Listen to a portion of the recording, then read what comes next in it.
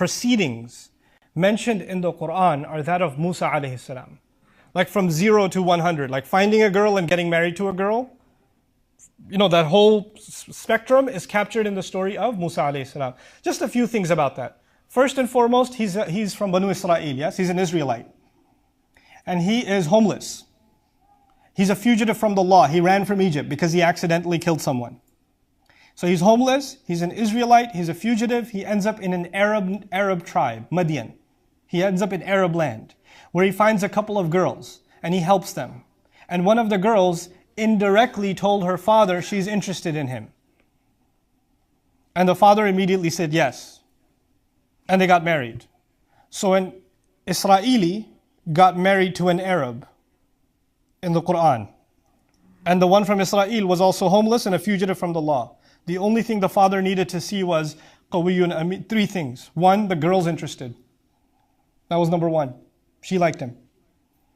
Number 2, he's strong. He's got good character, good qualities in him. He can do a job. He can make money. He can defend my family. And then he's trustworthy. He had plenty of opportunity to do the wrong thing. He did no such thing. He carried himself with dignity. When you have these 3 qualities, ethnicity didn't matter. Financial status didn't matter. None of that mattered. None of that mattered.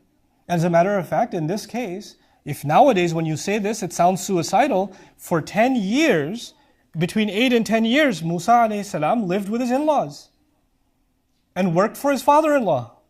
And his paycheck came from his in-laws. Today when you say to somebody, hey, where do you work? Oh, I work for my father-in-law and I live with them too. Well, what a guy. This is a real man? This is a man even? He lives with his in-laws? You want to question the manhood of Musa alayhi salam? See what happens to you. Because you don't want to get punched by that man alayhi salam. What I'm saying is there are sometimes unusual situations. And Allah mentions them on purpose in the Qur'an because sometimes the marriage is going to be under unusual situations. Not every situation can be ideal.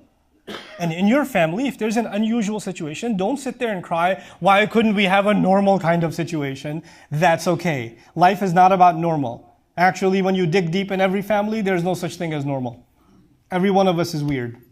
Every one of us has strange situations in their family. So we have to adapt and we have to be flexible and we have to be merciful to our coming generation, allowing them to get married in a healthy way and having that open conversation with our sons and with our daughters. May Allah Azza wa Jal bless this community with healthy marriages. May Allah Azza wa Jal allow us to do right by our children and our children to do right by their children in raising children on Islam. Barakallahu li wa lakum fil Qur'an al-Hakim wa nafa'ani wa iyyakum bil ayati wa dhikr al-Hakim.